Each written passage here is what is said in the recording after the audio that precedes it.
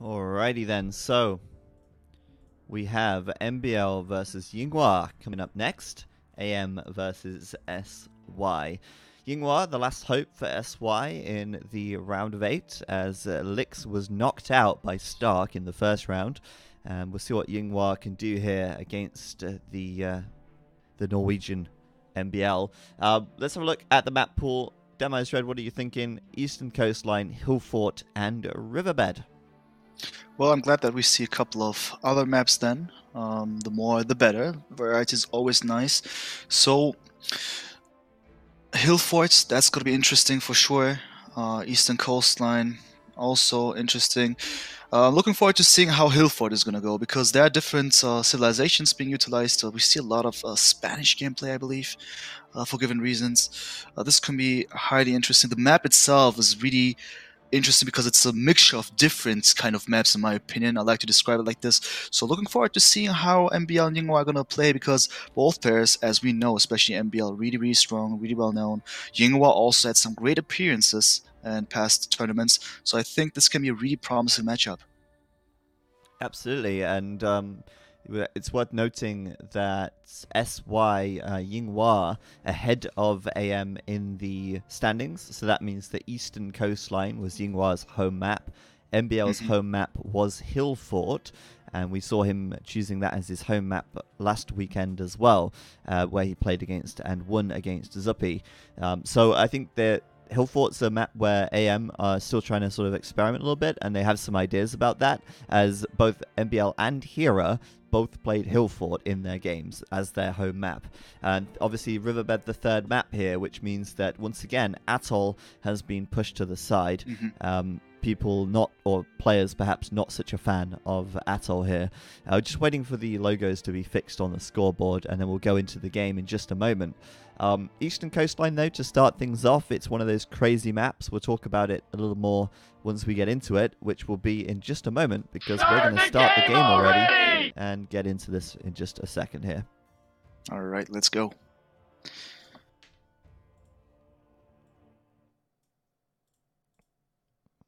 Okay.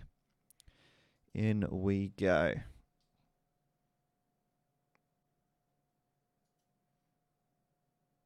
All right, then. So, then I would say let's start this one here. That's the first round of MbL versus Yinghua. And it's going to be interestingly, Chinese war. Doesn't surprise me at all, because, as you said, this is an interesting / crazy type of map. And why is that? Because we start with two villagers, that's good. 2 TCs for each of the players. So what's the magic behind that one? With Chinese, obviously, you have even more villagers to start with. And the difficulty of this one is to get this economy up properly, because 2 TCs require more food, obviously. For that, you need more villagers, more working villagers, more food income, and then you can start the things the way you want to. Also worth mentioning, this is a typical, let's say, real hybrid type of map. You have two different aspects here. You have the land, and you also have the water. That's for sure, and in this case, it seems like, at least from last week's games, it's really all about the land more so than anything else. He who rules the land wins the game is typically how this seems to play out, as the land on the north and the west side dominates the majority of the map and has the majority of the resources, most notably the wood, which is obviously going to be much more important. Of course, there is some element of balance here, because if you do just commit to the land, you could potentially risk losing half of your entire economy if it gets surrounded by boats and raided from the water. And if you look at, for example, MbL's base here, all of his gold, stone, and a lot of his wood lines are harassable from the shoreline on his island. Yinghua is a little more lucky with that. His gold in the middle of the map is a little safer, but the extra golds could still be harassed, so could the stone. But in the end, making a big play on the land, that could be the way to go, and that's something that we saw Yinghua doing last weekend. We saw him make that play on the land. We saw him go for a big push right here with I think it was 3 stable knights. He just went all in and absolutely flattened his opponent on land. And typically, I think it's faster to do that and more valuable to do that than necessarily trying to build up a navy and trying to take water control and do it from the water. Yeah, true. So one of the arguments to go on water is, of course, since there's fish, both players can have access to that one. They do have access to that one, and of course, you don't want to just give your opponent the advantage of going on water. So you want to contest that one as well. So that's one of the main reasons there. But you said it's more important to see what's going to happen on land because that's where the action goes. We have more resources there, more potential for some kind of engagements that will take place. And for now, it's also important to mention on the land, Yinghua is now placing just a couple of houses. That makes sense, but also in a shape that he wants to wall himself up just to make sure that MbL is not going to surprise him that early-ish. Yeah, he should be able to wall across the middle quite comfortably. That's going to be an important step. But, typically on a map like this, or any map where you start with multiple TCs, 2 in the case of Budapest, 3 if you want to play on Metropolis, it's important that you keep both TCs running. And so for that reason, your feudal time ends up getting delayed quite considerably, and it's not unusual to see players going up to the feudal age with a lot of villagers, which of course naturally leads them into some kind of a fast castle. Yinghua having a little trouble pulling in that second rhino there to just run back, but these things can happen when you've got so much going on and you're perhaps trying to lure rhino on 2 sides at once. Of course, for that reason, Loom going to be really important, but hey, they're playing as the Chinese, so Loom pretty much guaranteed at the start of the game anyway. Exactly. So that's also one of the things to keep in mind. Loom really important and guaranteed for Chinese. And MbL though, clicking up Faster. first. That's actually nice. Well done, well done. With only 39 villagers. But Only. yeah. Right. Okay then. Yeah. Exactly. It's kind of crazy, isn't it?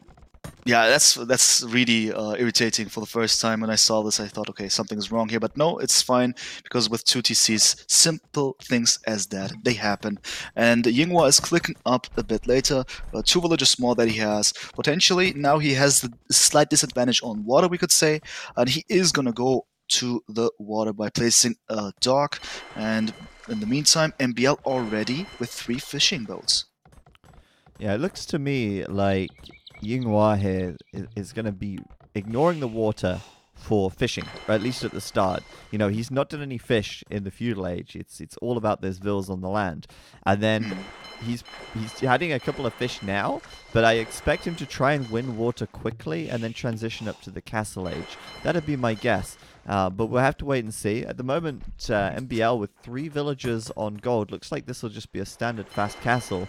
We won't see a single boat coming out of his dock just yet because he wants to save that gold to make sure he has the 200 to click up. And then after that, maybe he'll make a fire ship or something. Yinghua, on the other hand, we'll have to see. He could also go straight up to the castle age as well, but he sent extra villas over to gold. That could just be because he was later to click up or later to send them. But no, he's doing a fire galley first. So that could actually delay his castle time slightly here, unless he perhaps sells some resources.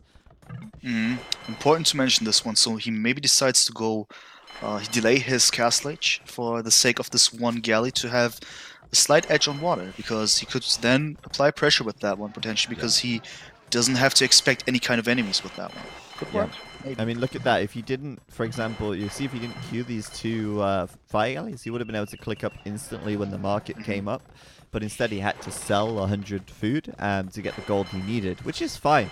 And he will go up now a little bit behind MbL, 30 seconds behind, but he will have the fire galleys up a little faster, so he's potentially looking for those fish. The irony being, of course, that MbL has no fish. His fishing ships have been idle for a while because they've ran out of fish to fish, which is no good. But he's found some now. That's unfortunate.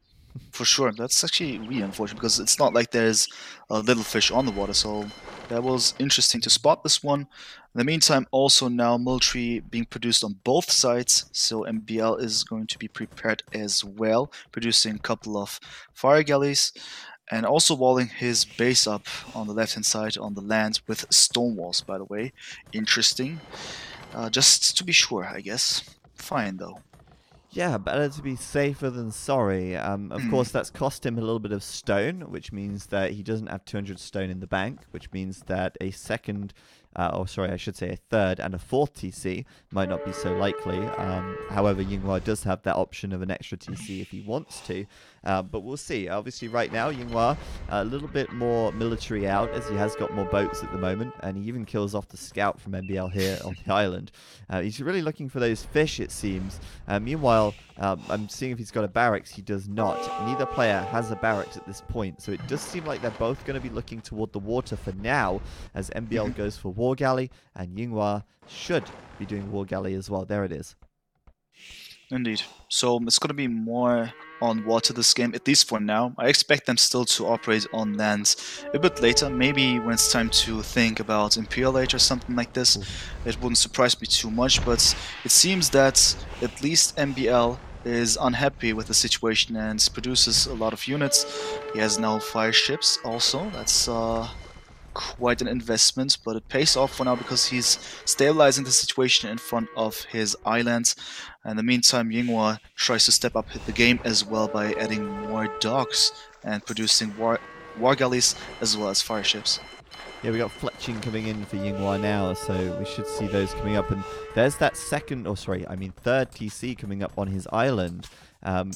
Weird to me that he's gone for the TC on the island rather than on the mainland, but I guess it doesn't make that much difference right now. But in the long run, you'd think, well, if you lose water, you'd rather have that third TC on the mainland than the island, where it could die from the water by MbL. So interesting, but still, you are retreating back to his docks, trying to take that defender's advantage for now, and he'll take that fight against those fire ships and probably win. Obviously, MbL is going to reinforce those, so Yinghua might have to back up now, as those fire ships should definitely be able to take that fight against the war galleys, at least. Yinghua seems a bit split up. Yeah, I think so as well. That's MbL right now in a good position because the islands, once again, really close to each other, especially on this map. That happens quite a lot, so most of the cases, if not then in all. And with that one, of course, the reinforcement rate is really good for him. He can produce many additional fire ships and then just keep up the pressure to push Yinghua back, because Yinghua certainly is in a bad spot here on water, because just with war galleys, he is going to struggle. He doesn't have the adequate numbers to engage, at least to the north. At the same time, they're also engaging in front of MbL space with his own set of fire ships. Still, it seems that MbL is doing better. The score tells us something else, but I like what MbL does currently. Yeah, I agree. I do think MbL's in a good position right now. He's also built his third TC on the mainland, which I think is better for long term. And he's also building a castle now as well. So we should expect to see some Chuko Nu coming out, maybe some siege along with that to start assaulting the front of Yinghua's base. Yinghua will have a castle defending that soon, but at the moment it's only a palisade wall, so it could be a very easy push for MbL if he wanted to make it, but by the time he's ready, I think Yinghua will have defended or fortified a little more. But for the time being, the water well and truly going into MbL's favor. This is a problem for Yinghua, like I said before, galleons could do a lot of damage from the water here. Still, demolition ships coming out, Yinghua's not done yet, and for now, MbL will have to fall back and regroup. Indeed. He just backs off now to the north, which is not ideal because he cannot reinforce in that very situation. But he still tries to come up there with his other set of fire galleys coming from Sandwich. the west now. It's an MbL sandwich. With, Seems good now. Yeah, All right. man, with Yinghua for jam. All right, well, I think this is good for MbL if he's coming in from behind. Yinghua, though, might have a couple more ships coming out. He's got a couple of war galleys here. But in the end, MbL will just back out on the right side. And Yinghua will back out on the right side. And actually did end up going a little bit better for Yinghua there, I think, as MbL still keeps his presence outside of these docks, but doesn't absolutely wipe the floor with Yinghua, which we might have expected given his larger military count. Indeed, something else is actually happening, because MbL might have not reached too much on water with this very last engagement, but on land, a second castle is being added currently, not too close to Yinghua's base, just in the middle, still on that hill. I like it, and Chukonus indeed are in the making. For now, though, instead of going for any kind of text, MbL goes for Imperial Age, which I like. This can be a fast matchup because I assume that he's going to march forward with Trebuchets and Chukunus and then just apply pressure from there. Right now, it's going to be 2 castles versus the 1, which means 2 trebuchets versus 1, which means that MbL has a much bigger advantage in this upcoming engagement. Right now, MbL doesn't see any castles from Yinghua, I believe, but he's probably assuming that there is one there. So this faster Imperial time, even if it's 30 seconds, the fact that he's got 2 castles and a third on the way, it's good. And I like this from MbL as well, you know. He's taking the map control, but he's also spreading his castles out a little bit. He's making sure that they're all on hills. He's not saying, okay, yeah, I'll just build a castle here. He's like, no, I'm going to make sure I get absolutely everything I can from this castle by building it on the hill and take whatever advantage I can find. So really well played by him, just claiming all the little hills for himself, and even now scouting the castle from Yinghua as well. He knows it's going to be a quick and easy kill for him in just a few moments' time. Exactly. Also, MbL sees the production on water, but now, of course, resumed it because he saw that Yinghua was back again. A lot of demolition ships now detonating. Wow, okay, that was huge explosion there. Okay, happens. I just wonder if MbL is going to be able to compensate that, equalize the situation on land. It seems like it, you mentioned it, many castles, many potential trebuchet, huge trebuchet advantage that he can have, even though Yinghua also tries his best to get up a secondary castle. A lot of things are happening. Yinghua is slightly dominating on water, or not even slightly, seems really good for him. At the same time, MbL is about to attack on land. Yep, and the main thing here is that immediately MbL researches guard tower. He's like, yep, I'm going to just build towers around my island because I got to protect these golds, man. I mean, we talked about this at the very start of the game. These gold mines are at risk, you know, they're all raidable from the water, and of course Yinghua has got war galleys, so that guard tower upgrade critical for MbL, while meanwhile on the land 2 trebuchets are out. A third trebuchet might be on the way, but maybe he doesn't afford it just yet. But still, that's going to be a good start for MbL here, immediately taking down that castle, or trying to, and even using the hill bonus to help him as well. Yeah, I like it. So far, Yinghua is in a complete defensive stance here, tries to keep the castle up, while MbL doesn't even spend any time with the villagers, currently just still getting wood next to the castle. It shows that Yinghua is currently sacrificing quite a bit of his economy, potential economy, in order to keep this castle up, obviously. So, like it, MbL even more trebuchets adding now, and also in the meantime, no more Chukunus in the making, just conscription. So he's just waiting before he can create a gap, maybe get the castle down, and then push forward. Oh boy, that castle is well and truly down, and it's going to be 6 trebs versus 4 here. And maybe a 5th treb from Yinghua. He can afford it, but he's not queuing it. And oh man, Yinghua is actually housed. 135 out of 120, losing the castle and a few houses very, very quickly in such short space of time. He's actually really housed. He's trying to sit on the gold at MbL's island, and he's doing a good amount of damage there, but it doesn't matter, because if MbL takes down this castle, he will start to steamroll through Yinghua's base. Yinghua, meanwhile, he's researching Cavalier.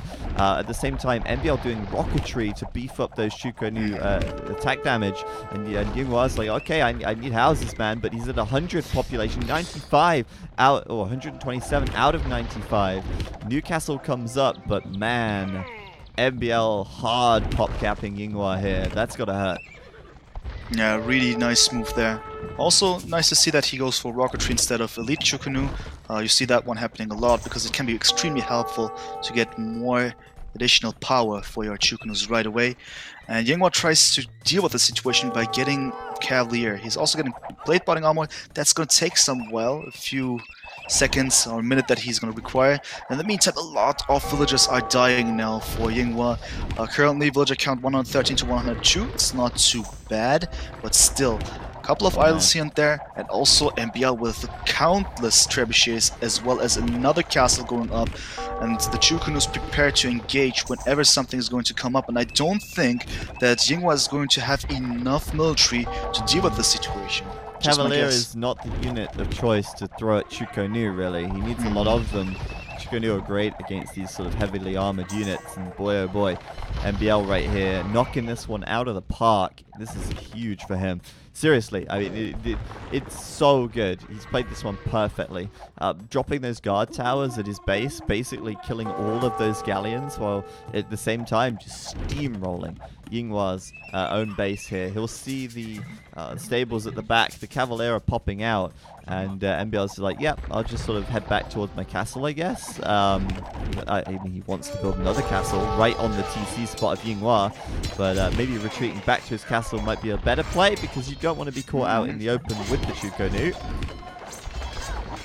Interesting move there, but I'm not so sure if it's going to be successful. But as long as he gets those trebuchets down, which he does... Right. Oh, I don't like what MbL does there. Oh, that's odd. Unexpected. Unexpected. I'm not so sure if this is going to be final, if Yinghua has... I mean, of course, it's a really good move, but I'm also sure that MbL is going to be back after this one, because this was all the energy invested now by Yinghua. It was all the army that he had, and of course, still a lot of Chukunus up there. Wow, the reinforcement rate is really crazy here. We still have so much of military here, 55 to 17. I think still good move, but not enough. Yep, it's going to be 5 castles, full-time Chukonu production. Conscription is done, and he's just going to be marching forward. Yinghua has 5 stables, and he's not even using them fully to produce Cavalier here. He's got a navy. It's doing absolutely nothing, and this game, it's well and truly over right now. I think MbL has this one, in the bag. At this point, of course, he can push out with more Cavalier, but they just get absolutely shredded by the Chukonu in mass. And GG is called. There you have it. Well played to MbL. Contesting the water. That was really well done. And then recognizing the time to make that critical switch onto the land. Yeah, I think so as well. That switch was extremely important because Yinghua over-invested, in my opinion. I mentioned it that that MbL sees the production and still just debated with 3 additional fire ships or so. And Yinghua thought, okay, it's still going on. I'm going to produce a huge navy here. He even went for galleon here, but no, that was an over-investment. Not enough Cavaliers. Cavalier themselves, well, I understand it's not the best unit in order to face a lot of those Chukunus, but still, if he had enough numbers, it could have worked. But that was not the case due to MbL's good switch timing. Oh yeah, that was really well played by MbL, and really good victory for him on our first game. I do like this map because it is so multifaceted. There's so much to it. You do have that element of water. You do have the element of land. The unfortunate part, I suppose, is that the obvious choice, Chinese here. But we've seen this map played out a few different ways, and looks like MbL has definitely got the strategy all figured out right here as he goes 1-0 in this best of 3 series. Our second map will actually be MbL's home map, and that's going to be Hill Fort. So MbL off to a good start. He wins Yinghua's home map. His home map, Hill Fort, will be coming up next, and we can only assume that he's got something planned for us there as well. Yeah, I think so as well. It's an interesting map. I'm looking forward to seeing which cities are going to be chosen. As I said, there are some tendencies, but we'll have to wait and see. It's going to start in a few seconds, I assume.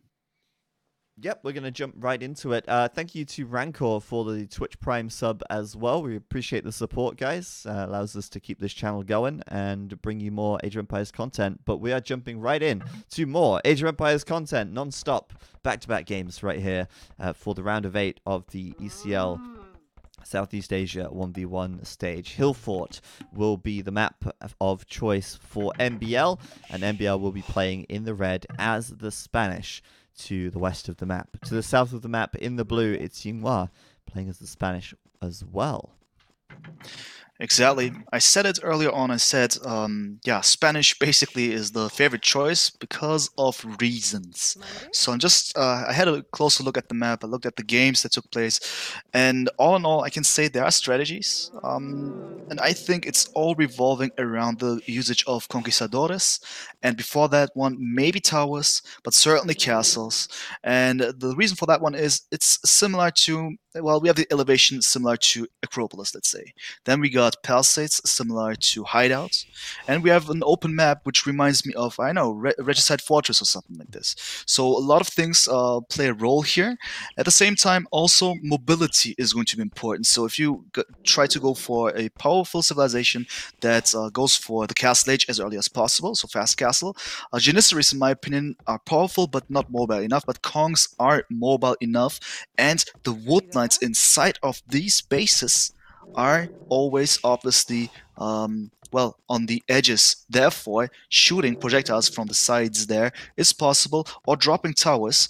It depends. You can do both. You can go for towers into Castle Conquistadores or something like this. Yeah, the Conquistador, as you said, it's so mobile, right? And it's so good at raiding villages from over the palisades, but also just at catching units out of position. This is the Mhm, first time we're seeing a Spanish war on this map. We saw Indians a couple of times. We've seen mhm, Chinese here, I think, but we definitely saw Spanish from MbL last time as well. But yeah, I think at some point, not before long even, you do have to push out of your comfort zone, off of your hill, to take the wood, and the wood mhm. is sort of more focused or more concentrated around the edge of the map where you have these bigger patches, and you have to go out there, and being able to raid them and being able to be mobile while doing that is obviously very valuable. We'll see what happens here. I think it's unlikely that we'll see a tower rush. I think it's too risky, especially when you're in a mirror civ match like this. We have seen it before on this map. I can't remember who did it, but someone did a tower rush last week, and Mhm. it didn't have the impact that I thought it would. It was very easy to defend, and all in all, it got shut down. Right. I mean, there's dangers for sure, especially because if you're the attacker, you have this disadvantage of being downhill, so to speak. So, of course, going up the towers is dangerous. But Spanish, though, you still see it frequently happening, also on different maps. I think so as well that just going for the castle age right away and then applying pressure with one of the strongest units could make sense more. It's definitely not as risky as towers. So, maybe or potentially we will see something like this happening. In the meantime, the players are just going for the scouting, just looking who knows about what. Currently, it is MbL knowing about Yinghua's position, trying to get some more information about this one, while Yinghua himself tries to explore the other parts of his base, slowly but steadily moving. Yeah, I mean, you say about having one of the best units or castle age units in the game. I mean, if both players have the best unit in the game, do either of them have the best unit in the game? Perhaps maybe going for some kind of crazy aggressive play to try and catch your opponent out by surprise could be a good option. But typically speaking, on this map, since the hill fort area is very small, and since you need a mill to go up for a fast castle, or as your Mhm. second feudal building, most players will be milling the deer. It does give them a really comfortable start, and they generally have no problem doing a fast castle and transitioning up to the castle age with these resources. Yeah, I think so as well. It's just quite comfortable because everything's also so close to each other.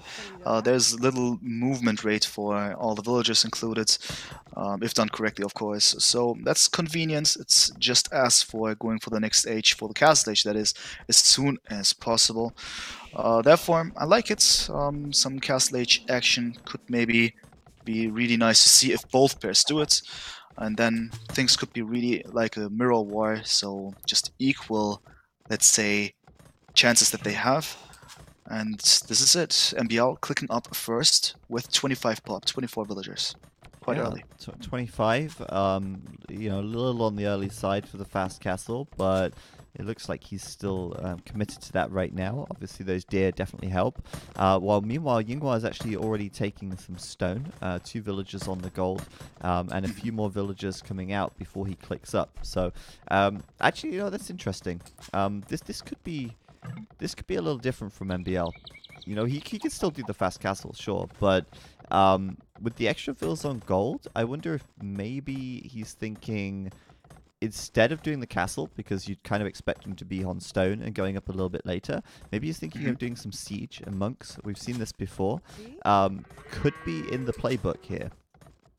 For sure, why not? The Spanish monks are infamous. They have the most complete tech tree with that one, with the monks, because they also have the nice secondary units, the missionary. But not so sure if we're gonna see that one. But you're right. So that could be in the playbook for sure. We got this walled up base, so you have the safety, a little bit of safety at home. You can go to the front, and MbL is someone who likes to smush every now and then, even on open maps like Arabia. We've seen him doing this. Yeah. But yeah, it wouldn't surprise me. I know he's also getting up the market in Blacksmith. At least no scouts or something like this will happen from him. Yeah, it's funny you mentioned the missionary. It's a unit which we just see never. Basically, it's disappointing to me. I wish we Right. saw it more. Would be fun, but I don't know. Maybe MbL is not a fan of the missionary position and would rather take the regular monks instead. But MbL right here up to the castle edge and nice and quick. So I think we will definitely see that sort of smush style play. And I think the reason he's doing that is because he wants to have the element of surprise. He wants to be fast. And I don't think Yinghua will be fast, given that he's on stone and looking for that castle, right? Yeah, I think so as well. He won't be as fast. I mean, that's the reason why you go for a smush. You want to be as fast as possible in order to build up the pressure like this, and it can work. And just try to look at the numbers of villagers for MbL on gold, trying to determine how all in, how aggressive he's going to be, if and when he's going to drop a TC.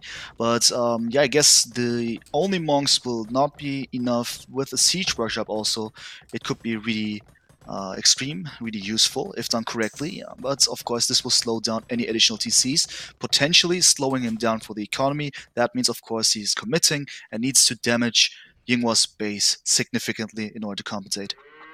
And Yinghua has no idea this is coming. At the moment, he hasn't scouted the gold or anything because, of course, how would he? It's all within the walls. So they're both playing in the dark, and I do like this from MbL. I think this is nice. It could backfire. It could be a little risky, but he's not just going all in for no reason. He will actually add a second TC here as well. His faster uptime will allow him to add that TC. And instead of adding the third TC straight away, instead he's going for that monastery on the front. And, preemptive monks. He knows his opponent is very likely to go for conquistadors. And one of the better counters to the conquistador is a monk. Yeah, it's difficult, but it can work if done correctly. I think MbL is someone who can pull this one off with decent micro and decent timing. Positioning of the monks is really important. It can really work, and therefore I'm looking forward to seeing this one. Yinghua is now placing the castle as well, just to protect the front of his base, so to speak, still inside of course, protecting the gold and the wood line, and adding a monastery himself as well. That's really interesting. In my opinion, well anticipated. Maybe he looked at the uptime and said, okay, that's unusual, or he just had some other kind of idea. I'm just looking at his vision here. No, he actually doesn't know. That's actually well anticipated. Just having monks on your side is really good in order to have units that can either heal your own units or convert back, so to speak, or convert directly. Oh my god! What? No way! He just deleted his castle, man. He just deleted his castle. I can't believe that. He was deleting the wall and his castle just disappeared. Are you kidding me? Oh my god. Wow. That is just, oh my. How do you make that mistake at this level? How? How's that? Wow. Okay, I understand. Oh I understand. My god, why that's that happened. so bad. Yeah, that's is not unfortunate. MbL asking want a rematch? Want a re? Wow. Oh my god. I can't believe that just happened. I can't believe that just happened. And Yinghua's like, can we re? Please? Please? Oh my god, man. Oh wow. That really hurts. You can't afford to make those mistakes at this level, man. Like, that's bad. Wow. Yeah, I mean, I gotta be honest, I didn't even understand. I looked at it, you reacted, and I just didn't understand what kind of visual input I had there. Just unbelievable. Now Yinghua's strat has changed. He's now changed adding a little bit. There's no gold. conks anymore. Yeah, no only conks. monk. Might change. Yeah. Wow. Gotta be aggressive. Really aggressive. Man, Wow. it's gonna be really hard now because, well, okay, yeah, not having a castle that sucks, but at least he added the second monastery really quickly. What he doesn't have, however, is a second TC, and so MbL's villager count. Look at this. It's 9. Sorry, 11 ahead. No, it is 9 ahead. I can't do maths.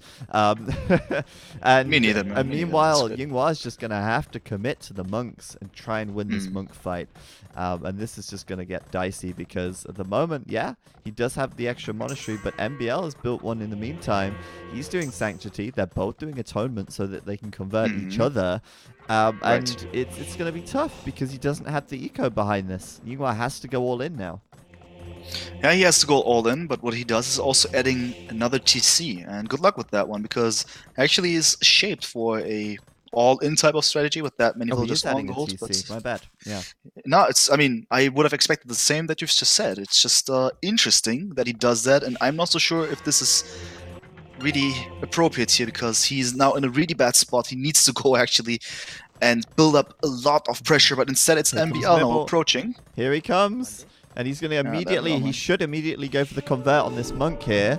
And I think he might get it because he started the conversions first. There's a monk coming in from the left side. That one dropped the relic and he converts it instantly. Oh. MbL with 2 conversions. And he's got the backup on his from his scout as well to help out here. More conversions popping off as villagers start getting converted. The monks... Oh, one monk did go down. He really, really nearly healed it back up. And MbL there will just continue to push forward. Yinghua getting a reconvert, but that all in all was a good win for MbL right there. A lot of things happened here. Was certainly messed up. Also, a lot of idle time. No more goals, at least for now, until he's back there. Well done. Interesting. And I think that's a good position for MbL. Economically speaking, it's 64 villages to 39 now. Obviously, this economy of Yinghua is not working correctly here, at least not as he imagines it to be. And now also Watchtower being added, a smart move just to save the situation over there, but it could be, or most likely is too late. It's just a really bad position for Yinghua. I can just hear MbL like, Villulu, Villulu. Like, he decided to play this way. So, he's only got himself to blame for the Villulu. But he has added a third TC. He's added a lot of farms. I wonder if that means he's going to start adding some scouts. He doesn't have a barracks at the moment, but he is farming like crazy up in the north. So I think, scouts could be on the table. He's actually even got a 4th TC inside his walls. So he is booming away right now. Maybe thinking perhaps about adding a lot of light cab. Maybe he's just thinking, yeah, I'll go imp and just win it from there. But at the moment, still not a single piece of stone gathered for MbL this game. He's just been buying that stone from the market and, not interested in a castle, it seems, for now. Instead wants to go for the next age as soon as possible, MbL. Stockpiling a lot of resources, that's highly suspicious. And then the question is, of course, what does he want to do in Imperial Age? As he has that many monks, of course he does not create any more because he needs to stockpile, but you could maybe just go ahead and maximize death strength as well by adding more imp technologies. Also going for university now, he needs that in order to click up. Seems like it. Yinghua in the meantime, what does he do? That's the main question, right? So he has more TCs, he has added more TCs, but is it enough? We are talking about 88 villagers versus 60. Doesn't look too nice for him. Yeah, it's a big villager difference. 50% more villagers for MbL. There you go. Stables coming up on the right side. Expecting to see light cavalry coming in fairly soon because he will want to try and raid. Yinghua, he's building a castle. He's rebuilding it this time. He'll try not to delete it, and well, I guess a castle will be useful on the front of his base, but 100% of his military is monks right now, and yeah, and it's a little bit scary with MbL going imp. I imagine maybe we'll see a GG when MbL gets imp. I mean, I kind of doubt it, but I think MbL will be able to get aggressive very quickly here and do a lot of damage. So let's see. Yeah, what he just wants to do, basically, obviously, light calves. And why is that? Because he just wants to have this little momentum, one engagement, and then maybe even debate Yinghua in this engagement and then strike with his light calves. That's the big idea here, and if that works, and it seems that he has the better chances to make it work, then of course it's going to be over. You said it, Yinghua's army mostly or completely consists of monks. The castle in the meantime though is producing conquistadors, so interesting. Not sure if this is going to work though. Well, he's not had time to mass them up, which is the Yeah. problem. I mean, normally at this stage of the game, you'd kind of like to have a nice number of conquistadors roaming around the map, rather than giving your opponent a free 4 TC boom. So yeah, at this point, a couple of conks, are they really going to make much difference? Probably not. Probably not, right? Imperial H He is needs the in. mass. There we go. But also Yinghua was on the way to MPLH, so maybe that gives him some kind of hope because he's not that far away things. But obviously he is, at least we see this. And Hussars in the making, block printing, really nice illumination. MbL stepping up the technologies for his monks. The needed ones are incoming, and then he will have nice engagements. Most likely, we'll have to see because also more and more light calves, soon to be Hussars, are being produced, and an engagement will happen very soon, I guess. Yeah, MbL sitting back, relaxing, chillaxing, all cool and all, and he's just, I don't really see why not. I mean, he's got this eco lead. He's just like, yep, just gonna chill here. Just gonna wait till I got my upgrades. Just gonna wait until I'm ready, and then I'm gonna, take this fight on my terms. Here he comes, Hussar pushing out. Meanwhile, the Conquistador on the right side moving out. They'll actually pass each other right there as MbL goes straight forward now into this new castle. And meanwhile, just looking for a place to strike, I guess. I mean, he's going to go in now. He sees the monks, and he's like, yeah, give me those monks. It's like 1.2k worth of gold right there, invested into old men, and they're all going to die. I just tried to figure out if there's a single conversion, Zach. Is there? Okay, one conversion. Two, okay. 2 conversions, and that's just not enough. Yinghua will attempt another castle here on the left side. Meanwhile, on the right side, did try to do something. Got converted a little bit there before backing away. And hey, this castle here might end up getting denied. Could end up being a little bit of a doubt castle from Yinghua. Yeah. There's still 2 villages kind of safe to the south of the castle, but nope, they're now Spanish build bonus, though. Spanish build bonus. Yeah, it's going up. Where are they going? Oh, wow. Okay. Okay, I think a lot of those Hussar weren't even attacking the villagers. I think MbL could have denied that, but he didn't. And now we've got more conks coming out. Meanwhile, MbL switching into Cavalier. Yeah, switching into Cavalier, what does Yinghua do? Scale mail armor for him, right? So obviously he wants to have some kind of unit to deal with that cavalry that he constantly is getting. Okay, can work. A good idea, but still, economy-wise though, we have to give the credit to Yinghua that he's still at least trying to step it up. 98, but in comparison to 121, that's still a huge discrepancy for, I mean, not a long period of time, but pretty much all the game long. So, really bad. 33 military versus 14.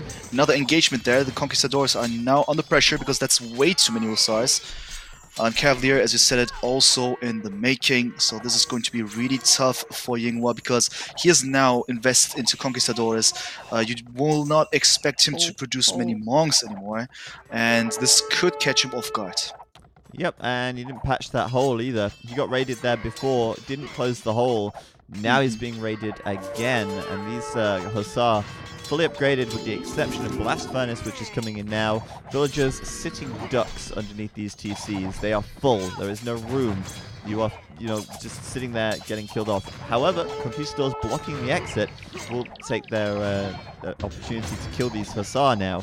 But meanwhile, you've got that switch into Cavalier happening up in the north, and MbL's happy to throw away those Hussar. They've done their damage. They've killed a lot of monks. They've killed a lot of villagers. They've forced a lot of idle time. MbL's okay with this. Certainly. I think the value of the Hussar is really great, and what's their worth? I mean, what's the price of them, the price tag on them. And MbL now even going for Paladins. Wow, okay, that's impressive He's and rich. surprising because it's not like he has that much gold just like that. He doesn't have relics. Yinghua does have them, three of them.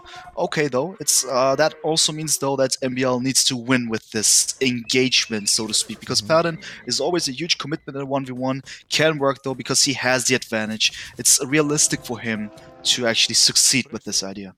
Oh, Yinghua's pushing forward. I think he's going to try and snipe all these monks off. That's actually pretty good. If you can focus them, focus them. Okay, he's backing up now. 2 conversions for MbL, 4 conversions for MbL. Not bad, not bad. And, I mean, that's why you've got to be very careful pushing into monks, right?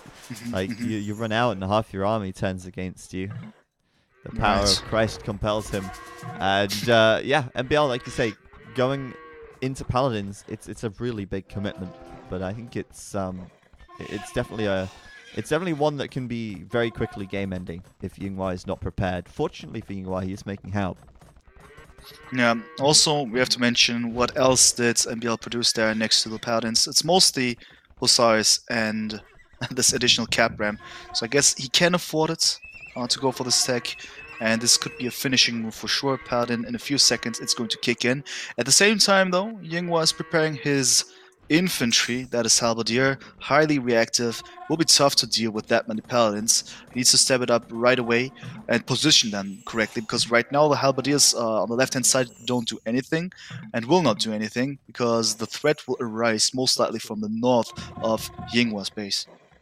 Yep, and it seems like that's where MBL is massing up right now. Yinghua, Mm. he's got the defense upgrades on the Halbs. He doesn't have the attack upgrades, but I don't think they're that important, to be honest. Really, I mean, okay, yes, they will make a difference, but it's more important to have numbers at this point. Right. Forging isn't going to make the difference. The numbers of Halbs that you have on the field is really going to be the difference maker. 1 extra attack versus the 32 bonus damage you get is nothing. So yeah, MBL running in now, going straight in there. Look at the Rams going up their hill as well, vibrating their Hmm. way up as the Trebs deploy at the back lines, and MbL raids the eco at the same time as taking this fight. Quite good for Yinghua to be grouped up like this, and obviously fighting underneath 2 castles.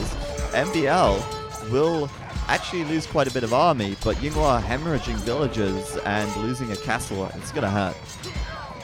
It's going to hurt indeed. It's completely open now. Not enough monks, not enough halberdiers, even though finally they're there to take care of the paladins. But it's definitely too late. They should have been there earlier. And I think MBL still is reinforcing with more hussars to keep up the pressure. I like it. It's Yep. gonna eventually just overwhelm Yinghua, and there we go. GG is called. That second castle was going to go down, and of course, Yinghua's army nearly non-existent by the end of that engagement there. Well played to MbL, or should I say, bad played by Yinghua? I mean, Yeah, you can't sloppy, right?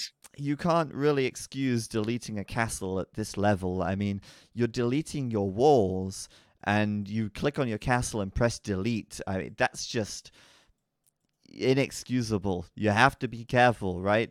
Right, You know how the mechanics of clicking on things work in the right. game, right? It's no secret as to look, I can click here and I can select either the palisade or the barracks.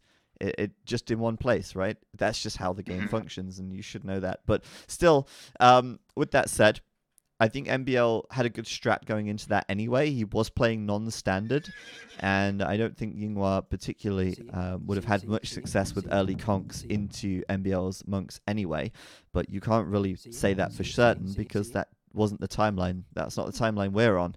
Maybe in an Right. alternate universe, Yinghua could have won that game. Yeah, potentially. Yeah, it's just unfortunate. I would just ask myself, what would have happened if Yinghua didn't do this? If it just didn't happen, things would have been obviously different. Though then, yeah, I'm not Yeah. so sure. I mean, MBL was prepared. He had his monks up, so it would have been difficult anyway. So, still unfortunate for Yinghua because I value his skill. He was really impressive the past weeks and months. So, slight bummer there, but well done by MBL. He just finished it off really clinically. Yep. Big bummer for Yinghua, but MbL going to be very pleased with that. Aftermath, of course, a little bit further down in the standings than they'd like, but a win here secures them a place in the semi-finals, which of course MbL is going to be very pleased about. And for SY, Yinghua was their only hope now for the rest of this 1v1 stage. He's now eliminated before the semis. And of course, we saw Lix eliminated in the round of 16. So this really puts SY at risk of losing their second position to Frantic. Taking a look at the standings look here. SY with 29 points, Frantic 4 points behind them, but SY out of the running. And if we look at the brackets, you can see that Frantic still have Tim in the semis, and they still have Vivi, who's going to be playing against Tato up next. So things looking a little bit dicey for SY after losing that fight. That's really an important game for them. Their second position is definitely going to be contested now, maybe even by Suomi if Valessa can make it to the finals, maybe by MbL if he can make it past Tim. So yeah, things hotting up at the top of the standings right now. Yeah, for sure. This is going to be highly interesting to see who's going to make it. Nice matchups to watch and to cast. Looking forward to seeing the next two. Yep, we'll be back in 3 minutes with our next match. That's going to be Tato versus Vivi, and we will be with you in a few minutes' time.